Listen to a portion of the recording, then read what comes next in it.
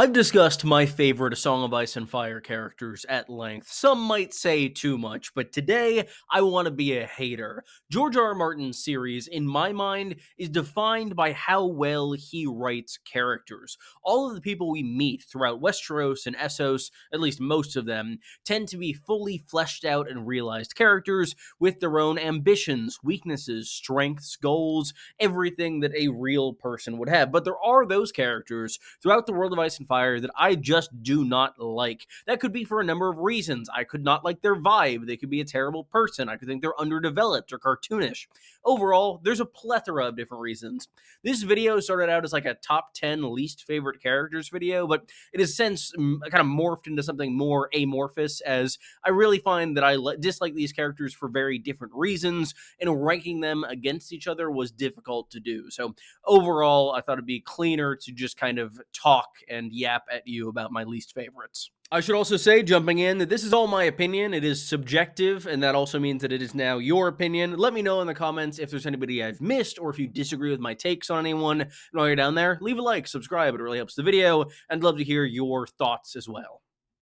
I believe in putting my best foot forward and putting the most important stuff at the top of the video, so I'm going to start out with my least favorite character in A Song of Ice and Fire, that being the one and only Sir Jorah Mormont. If you've only seen the show, you might be surprised. There is a gulf of difference between show Jorah and book Jorah. Both characters have a kind of similar core of devotion to Daenerys Targaryen, but book Jorah comes off as way more creepy. Not only is Daenerys younger in the text than she is in the TV show, Jorah also takes a much more active role in pursuing her. He does push people away from around her, as he does in the show as well, but beyond that, he just kind of begins to encroach further and further on Daenerys throughout the books, and then in A Storm of Swords, he ends up unconsensually kissing her as well, which is just awful and terrible, and I was very happy when he got exiled from Daenerys' camp, and I was very heartbroken when he reappeared in Tyrion's story in A Dance with Dragons.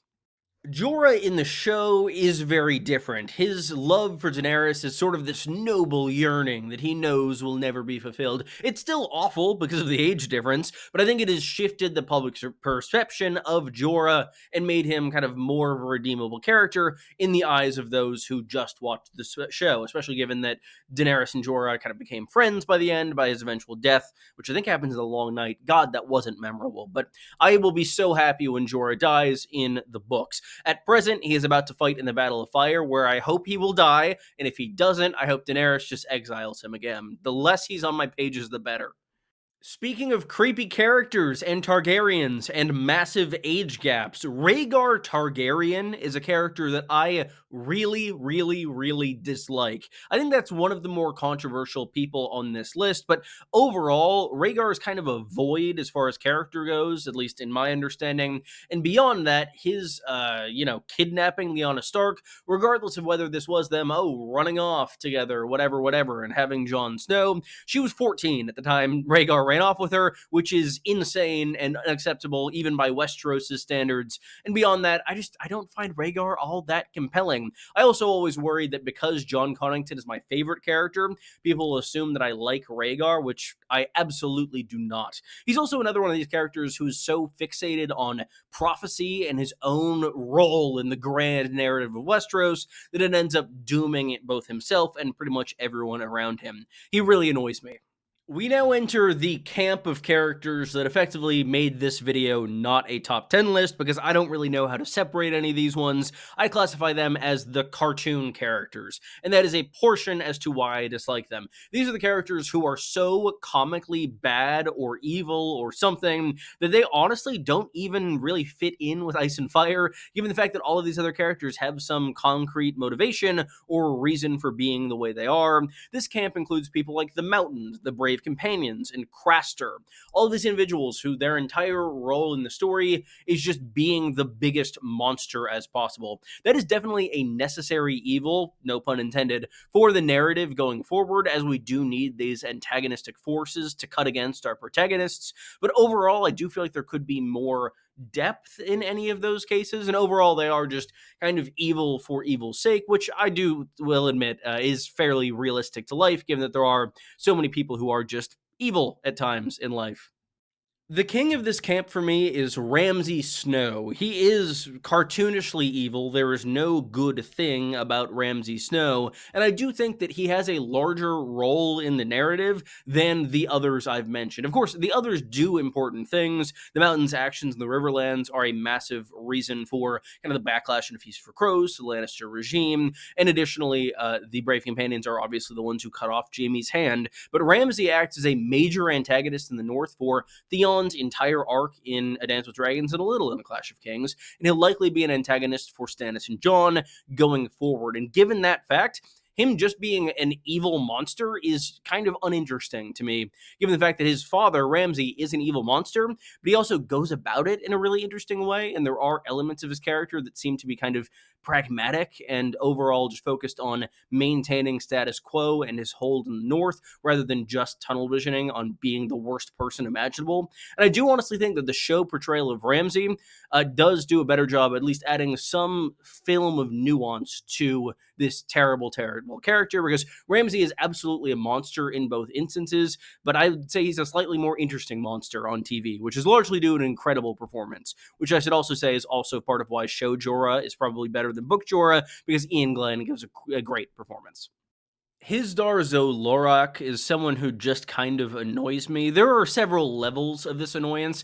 Elements of the show creep in here because I've seen a lot of people on Twitter defending Hizdar, saying, oh, Hizdar's dad was killed by Daenerys despite him being such a nice slaver, when that isn't something that happened in the books whatsoever. It was made up for the show to make Daenerys seem worse than she is, when, I mean, killing any slaver is not necessarily a morally opposable act in any means. It is purely a good thing to do. Regardless of that, Hizdar is someone who is kind of this embodiment of the old ways of Meereen, and those are pretty terrible throughout all of Daenerys' story in A Storm of Swords and A Dance with Dragons. I was on Nautic podcast with poor Quentin a while back, and when we were discussing Daenerys' story, he had mentioned that he believes a massive failing of that is that her supporting cast is significantly weaker than other elements of the story, and I would largely agree with that. I do think the characters in and around Meereen especially tend to be a little maybe less fleshed out as compared to their counterparts throughout the rest of the world of Ice and Fire.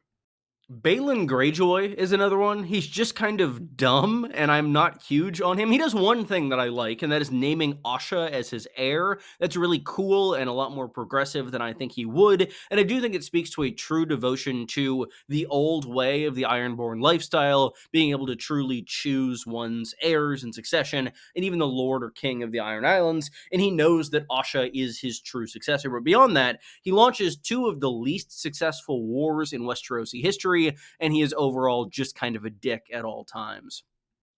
Speaking of people who aren't great dads, Balon not being a good dad to Theon, not Asha. He seems like an okay dad to Asha, other than getting her involved in this war. Randall Tarley is in the running for worst parents in the series if Craster is excluded. A greatest hits of the shit he did to Sam is frankly insane. He chained Sam to a wall for 3 days when Sam said he wanted to be a maester.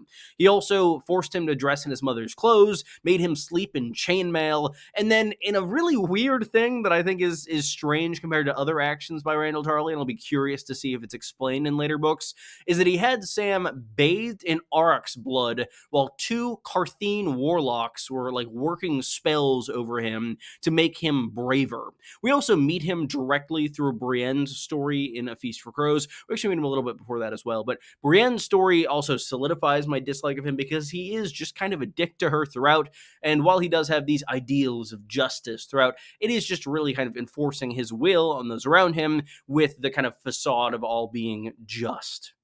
Speaking of guys who are dicks to Brienne, Red Ronick Connington, I'm not a huge fan. He gives my favorite house a bad name, though he does keep consistent the Connington traits of being redheads and being assholes, so I can respect that at the very least. I could have an entire segment of this video dedicated to House Frey, as obviously it is filled with people who perpetrated one of the worst crimes in the entire series, but the one character I do want to specifically call out is Merritt Frey. He is the epilogue Viewpoint character for A Storm of Swords. We see him hanged by Lady Stoneheart at the end of that chapter, and he just kind of annoys me. It's this kind of like self-pitying mindset. Like, he did obviously go through this trauma and take this head wound that results in and these continual headaches, but it's just this continual, oh, poor me throughout. I sound like Livia Soprano, but regardless, it annoys me in this perspective. And it is kind of the most annoying perspective in the series, in my opinion. Maybe tied with Chet, who is the prologue chapter of A Storm of Swords. He's this Night's Watchman who is plotting against Jon and Sam, trying to mutiny and kill them and Jeor Mormont. And overall, he is just a terrible person. He is at the wall for very good reasons and is very deeply evil, though being in his head is slightly less annoying than being in Merritt Frey's head. I find it funny that both of these are the beginning and ending of A Storm of Swords, though.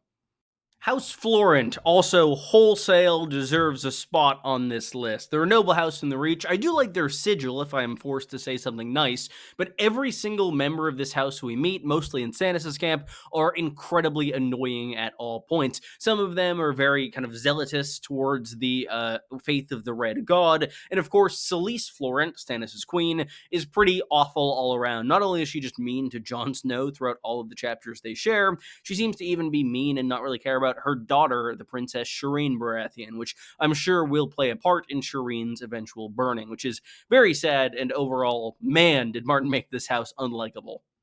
I'll also say, a character not being on this list does not necessarily mean that I like them. In some instances, it means that I really think they add a lot to the narrative. I'm not going to list Tywin Lannister on this list. I absolutely hate Tywin in so many ways, but he is such a fascinating monster. The layers of his psychology are really interesting, and the way he leaves an impact on all three Lannister viewpoint characters is fascinating to observe all of the similarities and differences, not only in their reactions, but in the ways that he treated them and the ways that that was internalized. So while I hate Tywin as a person, as a character in these books, he is essential. With that said, I kind of like Kevin less than I like Tywin for that reason, because he is complicit in a lot of what Tywin does. He's just sort of the kind of enforcer going by and doing everything that Tywin says, and he really doesn't get any of the blame for all of the evil shit he is party to. He's just kind of referred to as a good man. Varys calls him a good man in service to a bad cause. I would say when you're in service to a bad cause for that long, you're no longer a good man.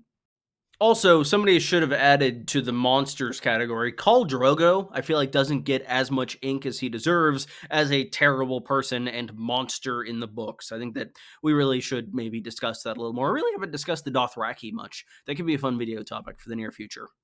If we're looking at the span of Targaryen history, there are also a few characters that I tend to get annoyed with. Specifically, like Aenys the First and Aegon the Uncrowned, father and son duo, both of which should have been king. Aenys was king, but he really didn't do anything with that. He just kind of let the power go to waste. He ended up allowing Maegor to kind of come back and claim the crown away from his son, who was trapped in the Riverlands, and all of this was just kind of disastrous at the time and resulted in a fair bit of conflict and a fair bit of destruction throughout Westeros, just because of these two kings kind of being weak-willed and not able to fully claim what's theirs. There are also a number of terrible, terrible people throughout the annals of Westerosi history, but I hesitate to call some of them characters given the lack of information we have on them, and that information that we do have on them being at best sporadic and at worst completely unreliable.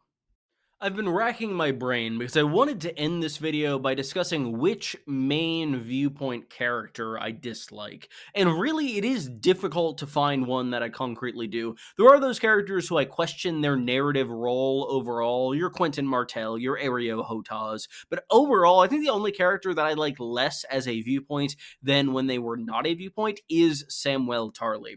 I think there are elements of his story that kind of just make it a little clunkier in its execution.